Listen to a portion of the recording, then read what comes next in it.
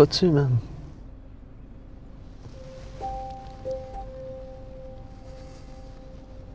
Cette vidéo a été lancée dans le cadre de la 31e semaine de prévention du suicide qui a pour thème Parler du suicide sauve des vies. Selon le directeur général de l'Association québécoise de la prévention du suicide, l'AQPS, il est encore trop tôt afin de savoir si le nombre de suicides a augmenté depuis le début de la pandémie. On s'est tous posé la question à partir du moment où la pandémie a démarré, est-ce que ça allait avoir un impact sur les taux de suicide nous-mêmes? Là, on était très inquiets de la situation. On a quand même eu l'opportunité de discuter régulièrement avec le Bureau du coroner qui, au Québec, a la responsabilité de déterminer les causes de décès non naturelles. Et selon leurs observations jusqu'à maintenant, il n'y aurait pas de variation significative dans le nombre de décès ou dans les taux de suicide depuis le début de la pandémie. Il reste que c'est basé sur des observations préliminaires. Il y a encore 75 des enquêtes de coroner qui ne sont pas terminées pour l'année 2020.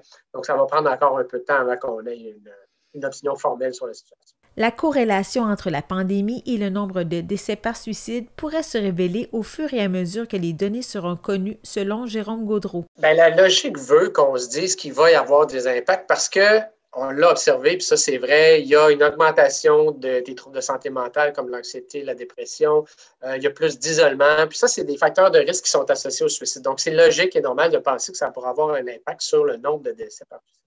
On oublie, c'est qu'il y a aussi des facteurs de protection face au suicide qui se mettent en action à partir du moment où il y a une pandémie.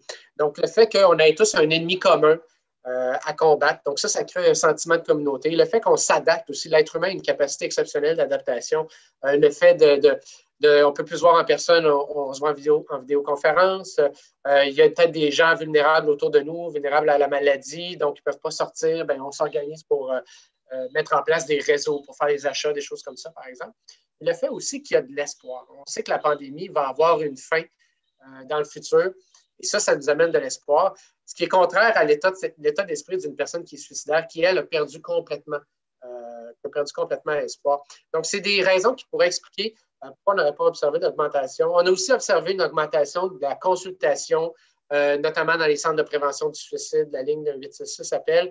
Donc, ça, c'est bon signe aussi parce que ça veut dire que les gens connaissent les ressources et ils font appel davantage. Les appels à la ligne d'aide ont grimpé environ de 20 durant la dernière année, selon Jérôme Gaudreault.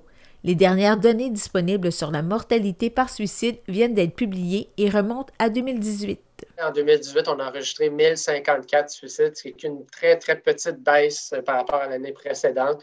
Les taux de suicide ont baissé un petit peu, mais si on a une chose à retenir, c'est que depuis 10 ans, là, bon an, mal an, c'est à peu près la même chose. Il n'y a pas de baisse significative des décès par suicide. Donc, ce qui nous amène à nous questionner, qu'est-ce qu'on pourrait faire pour connaître une nouvelle baisse? On l'a réussi au début des années 2000, là, on a baissé les taux de suicide du tiers. Cette baisse-là est restée permanente. Donc, ça veut dire que c'est possible de mettre en place des mesures qui ont un impact. On a mis en place des lignes d'intervention, on a mis en place des formations destinées aux intervenants, aux citoyens pour savoir quoi faire en présence de personnes suicidaires. On fait des campagnes de sensibilisation, on a amélioré les services. Donc, tout ça a donné des résultats intéressants. Il s'agirait maintenant de se questionner à savoir qu'est-ce qu'on pourrait faire pour connaître une nouvelle baisse. Est-ce qu'on ne devrait pas, par exemple, s'intéresser à des mesures plus ciblées selon les milieux qui sont plus à risque de suicide. Donc, par exemple, chez les hommes, dans les communautés des Premières Nations, dans les métiers où le niveau de stress est très élevé. On sait qu'on a des taux de suicide plus élevés dans ces communautés-là. Donc, qu'est-ce qu'on pourrait faire comme mesure qui serait mieux adaptée à la réalité de ces personnes-là, de manière à avoir un impact plus grand quand vient le temps d'intervenir? Ces statistiques pointent aussi vers le fait que le nombre de suicides est 3 fois plus élevé chez les hommes que chez les femmes. Le directeur de l'AQPS apporte toutefois un bémol. 3 suicides sur 4 sont faits par des hommes, mais en même temps, 3 tentatives de suicide sur 4 sont faites par des femmes. Donc, il y a un gros débalancement entre les deux. Donc, qu'est-ce qui explique pourquoi les hommes décèdent davantage?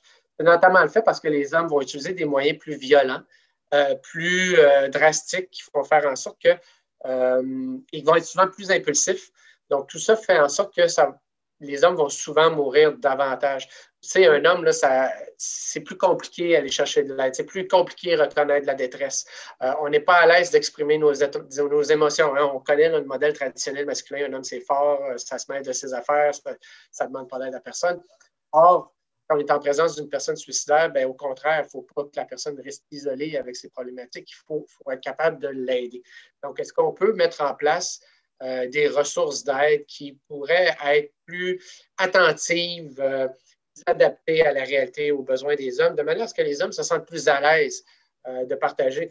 Moi, je sais, c'est peut-être plus facile de parler de ce que je vis avec mes amis autour d'une bière dans une salle de billard que d'aller rencontrer un psychologue et parler spécifiquement de ce que je vis. Donc, est-ce qu'on est capable de s'adapter dans nos pratiques, dans nos stratégies pour faire en sorte que les hommes soient plus à l'aise et de se confier et d'aller chercher, de faire le premier pas qui va leur permettre d'aller mieux? Et finalement, un montant de 4,9 millions permettra le déploiement accéléré de la stratégie numérique en prévention du suicide et le rehaussement de la ligne 1866 appel. Cet investissement du gouvernement du Québec a permis d'offrir encore plus de services aux gens qui en ressentent le besoin. Donc, depuis le mois d'octobre, via le site internet suicide.ca, c'est possible de pouvoir clavarder avec un intervenant qui est spécialisé en prévention du suicide.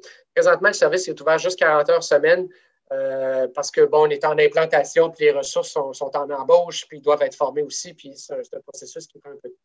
Mais donc, aujourd'hui, c'est ouvert du mercredi au dimanche de 16h à 23h. Mais à partir du printemps, on va être ouvert à temps plein.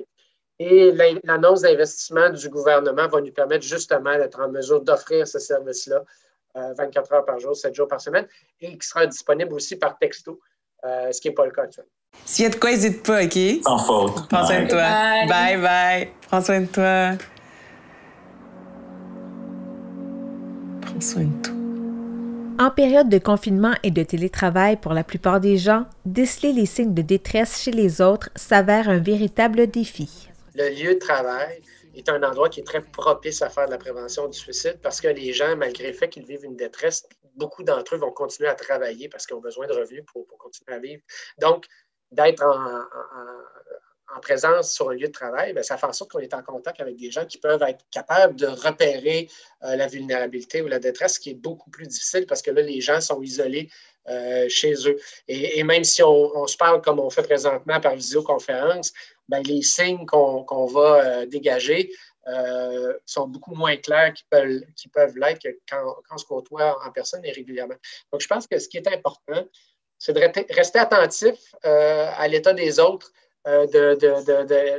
Dès qu'on observe que quelque chose pourrait moins bien aller ou que la personne, même si la personne vit quelque chose de difficile, par exemple, beaucoup d'entre nous avons eu des proches qui ont eu la COVID ou qui ont même été atteints par la COVID.